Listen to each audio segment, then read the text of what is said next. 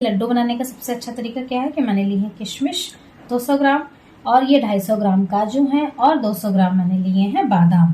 फिर उसके अलावा मैंने लिए हैं कुछ सीड्स, क्योंकि बच्चों को ऐसा सीड्स पसंद नहीं है। मेरा बेटा तो बिल्कुल भी नहीं खाता। ये हैं सनफ्लावर के सीड्स, सूरजमुखी के। ये हैं वाटरमेलन के स्वीट्स, वाटरमेलन मतलब तरबूज के। और ये हैं कद्दू के, पंपकिन के।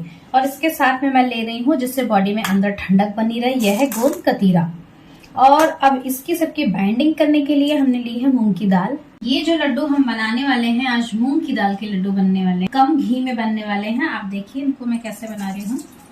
मैंने इतना सा सिर्फ घी लिया है, ये होगा करीब वही 2 टेबल स्पून के आसपास। और इसमें मैं डाल देती हूँ ये है हमारी आधा किलो धुली हुई मूंग की दाल, हाफ केजी है। अब इसको मैं बहुत ही अच्छे से भून लेती हूँ।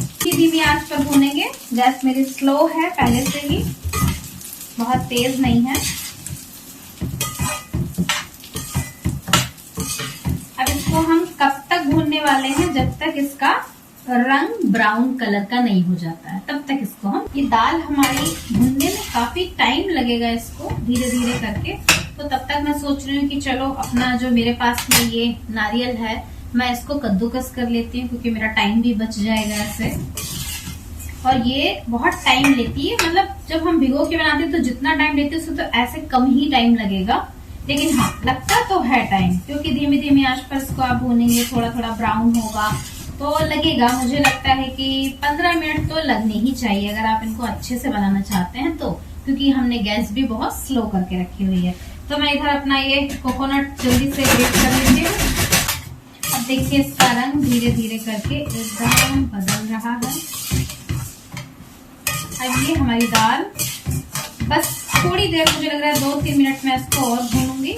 ये ऑलमोस्ट हो गई है। अब आप देख रहे हैं कि ये बिल्कुल भून चुकी है मेरी दाल।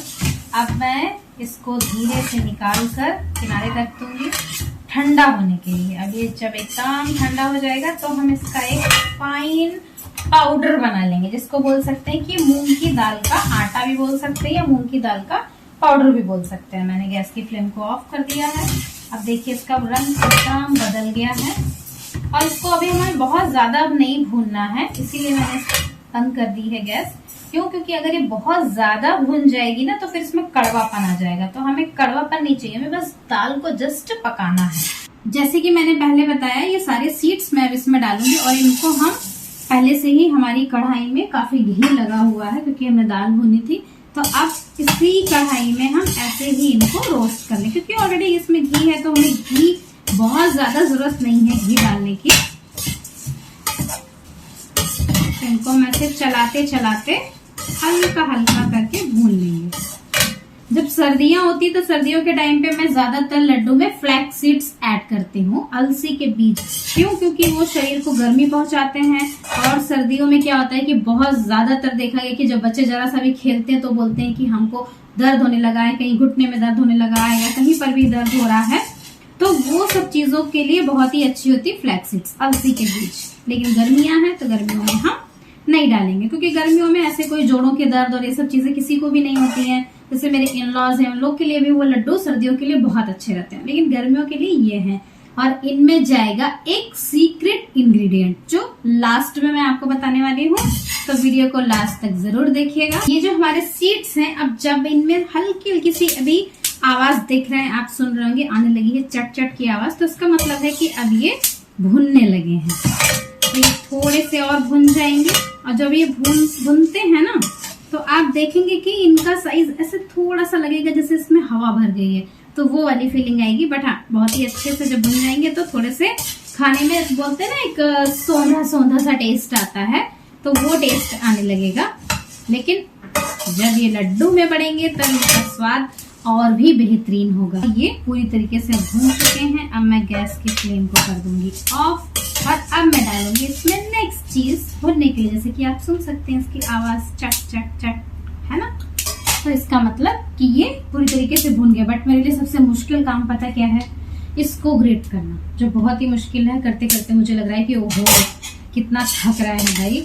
इतना तो लड्डू बनाने में भी नहीं थकेंगे जितना इसको कद्दूकस करने में थक रहा है ना। चलिए जी, ये तो हो गए हैं। अब इनको हम कर लेते हैं दूसरी प्लेट में, खाली ये हो जाएंगे अब ठंडे। जैसे ये हमारी मूंग की दाल रखी हुई है, देखिए ये ठंडी हो रही है, अब ये भी ठंडे होंगे। क्या बना रही हो आप? आज बन रहे हैं लड्डू मूंग की दाल के। तो अब मैं इसमें डालने वाली हूँ काजू और बादाम। किशमिश को हम नहीं भूनने वाले हैं, क्योंकि किशमिश को अगर हम भून लेते हैं तो वो खाने में ना बहुत एकदम ऐसा लगेगा जैसे रबड़ के जैसे लगने लगती है। तो किशमिश नहीं भूनेंगे, किशमिश को हम ऐसे ही रखेंगे। सिर्फ काजू और बादाम, इसमें कोई घी नहीं पड़ा हुआ, क्योंकि काजू बादाम में पहले से खुद ही घी होता है।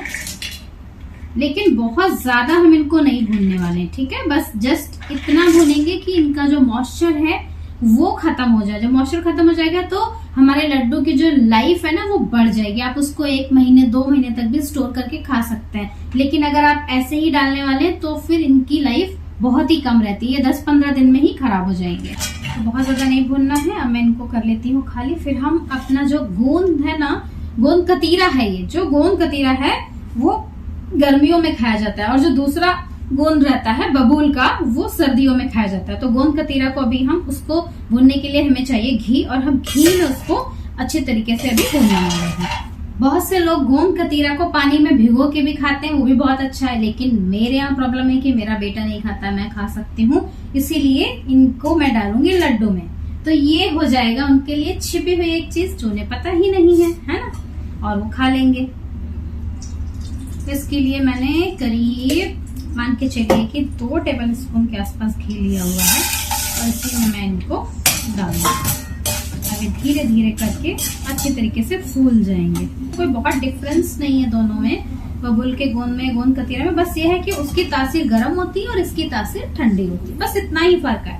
बाकी लुक वाइज भी ऑलमोस्ट सेम रहता है। थोड़ा सा डिफरेंस है कि आप पहचान सकते हैं अलग से कि ये थोड़ा ब्राउन है, वो थोड़ा व्हाइट। नाम अलग है इनका, और हम क्या कह सकते हैं, रूप इतना ज्यादा अलग नहीं है, बस इफेक्ट है जो वो अलग है। अब देखिए ये अच्छी तरीके से भुन गया है, बिल्कुल पॉपकॉर्न की तरह हो रहा है। गोंद को भूनने के बाद में ये मैं डालूंगी, जितना घी बचा हुआ था उसी में ही ये सब मखाने। अब ये सारे के सारे मखाने इसमें भून जाएंगे। बहुत ही अच्छे कुरकुरे थोड़े हो जाने चाहिए, है ना। तो इनका भी जो मॉइस्चर है वो सब खत्म हो जाए। और जैसे ये जो भी कुछ ऐसे निकलता है आपके मखानों में ब्लैक ब्लैक, तो ये आपको हटा देना, नहीं तो ये आपके लड्डू का टेस्ट एकदम खराब कर देगा। आपको ऐसा लगेगा कि आपके लड्डू में कहीं से पत्थर आ गया है। अब ये हमारे जो मखाने हैं ये भुन चुके हैं। देखिए मैं आपको सुनाती हूँ, इनकी जो आवाज आएगी ना वो ऐसी कुर सी आवाज आई है ना। अब हमें इनको यहाँ से गैस बंद करके निकाल लेना है। अब टाइम है हर चीज को पीसने का। तो मैंने इसमें मूंग की दाल जो हमारी भुनी हुई थी इसमें ले ली है। अब हम इसको पीसेंगे, फिर देखते हैं क्या होता है। अब आप देखिए ये एक फाइन पाउडर बन के, बोल सकते हैं मूंग की दाल का आटा बन करके तैयार हो गया है। और एक तरफ मैंने चढ़ाया हुआ है पानी। अब मैंने इसको डाल दिया है कढ़ाई में। अगर ये कहीं थोड़ी कच्ची रह गई है तो वो भी भुन जाएगी। मैं इसमें डालूंगी बहुत ही थोड़ा सा घी, क्योंकि इसमें घी ऑलरेडी पहले से है। तो 1 टीस्पून के आसपास ही मैंने इसमें घी डाला है, बहुत ज्यादा घी हम नहीं डालेंगे। और फिर अब हम इसको अच्छी तरीके से, तो अब मैं ये जो भी हमारे काजू बादाम और मखाने हैं, सारे सीड्स हैं, गोंद है, इन सबको भी मैं अच्छे से बहुत ही बढ़िया से इनको पीस लूंगी। फिर हम इसमें मिलाएंगे, लेकिन उससे पहले इसको हमें मीठा करने का इंतजाम भी तो करना है ना। तो इसको मीठा करने के लिए कि मैं व्हाइट शुगर का, या फिर गर्मियां हैं तो भी गुड़ का यूज नहीं कर रही हूँ। वैसे लास्ट टाइम मैंने धागे वाली मिश्री का यूज किया था, तो मैंने सोचा इस बार चलो मैं ब्राउन शुगर का यूज करती हूँ। तो इस बार मैं अभी जो हमारी मूंग की दाल है ना, इसी में ही मैं ये ब्राउन शुगर डाल दूंगी। आप अपने हिसाब से भी डाल सकते हैं। वैसे तो मेरे पास ये 1 kg है, क्योंकि ये उतनी ज्यादा मीठी नहीं होती है। तो इसको इसी में दाल में हम मिला लेंगे, और दाल में ही साथ में ये धीरे धीरे करके पानी छोड़ेगी। और मैंने देखा अपने इधर थोड़ा सा पानी भी रखा हुआ उबलने के लिए, वो भी मैं इसमें डालूंगी। और फिर उसके बाद क्या करेंगे, ये जो भी हमारे सब आइटम हैं इनको भी धीरे धीरे करके मैं पीसती चलूंगी। तो हमें बहुत ज्यादा मीठा तो नहीं करना है, लेकिन हाँ अच्छा भी रखना है कि स्वाद भी अच्छा है। धीरे हमारी ये जो ब्राउन शुगर है वो इसमें मेल्ट हो रही है, और इधर हमारा ये जो पानी है ये भी बॉयल होने लगा है। अब मैं इस पानी को डाल दूंगी इसमें, धीरे धीरे करके डालेंगे। जिससे कि इसमें लम्स बहुत ज्यादा ना पड़े, थोड़े ही पड़े और दाल जो है वो पक जाए और अच्छे से दाल में थोड़ा खुसखुसापन आ जाए। पानी को बंद कर दिया है और अब धीरे से पहले हम डालेंगे, हमने ब्राउन शुगर में इसमें डाल दिया है पानी और अब इसने देखिए कैसा एकदम बढ़िया सा रूप ले लिया है। अब हम धीरे धीरे इसको चलाते रहेंगे जिससे जो हमारी दाल है वो अच्छे से पक जाए और जो भी लम्स दिखाई दे रहा है ना वो सब हमारे हम ऐसे ऐसे करके धीरे धीरे करके फोड़ देंगे। अभी तो टाइम लगेगा इसको कि ये जो है थोड़ा गाढ़ा होने लगा है और जो मूंग की दाल है वो भी हमारी अच्छी तरीके से पक गई है और जो चाशनी है मतलब जो ब्राउन शुगर है वो भी बढ़िया से मेल्ट हो गई है। अब हम इसको यहीं पर गैस को बंद कर देंगे और हमने अब जो भी चीजें अपनी पीस के रखी हुई है, थोड़े से सीड्स हैं जो मैंने बचा लिए हैं ऐसे ही, जो थोड़े से ऐसे क्रंची क्रंची आएंगे तो उनका टेस्ट एकदम अलग ही लगेगा और भी अच्छे लगेंगे।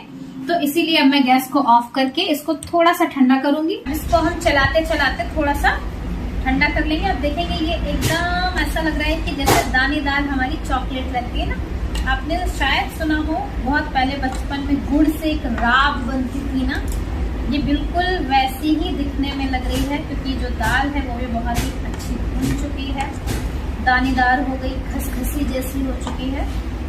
अब मैं क्या करूंगी, इसमें ये जो भी कुछ हमने पीसा हुआ था, जो भी मैंने आपको बताया था, सब चीजें धीरे धीरे करके थोड़ी थोड़ी करके इसमें मिक्स करते जाऊंगी जिससे कि इसमें भी अभी मिलाने पर लम्स एकदम से ना पड़े, है ना।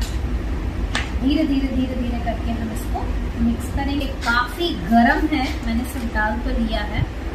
तो ऐसे ही करके हम ये धीरे धीरे सारे लड्डू बना करके तैयार कर लेंगे और देखिए मेरे उतने मटेरियल में इतने सारे लड्डू बने हुए हैं। तो ऐसे ही अच्छे हेल्दी रेसिपीज के लिए और भी अच्छी चीजों के लिए जो हेल्थ से रिलेटेड है, आप मेरे चैनल को सब्सक्राइब करें और हमसे जुड़ें। Thank you.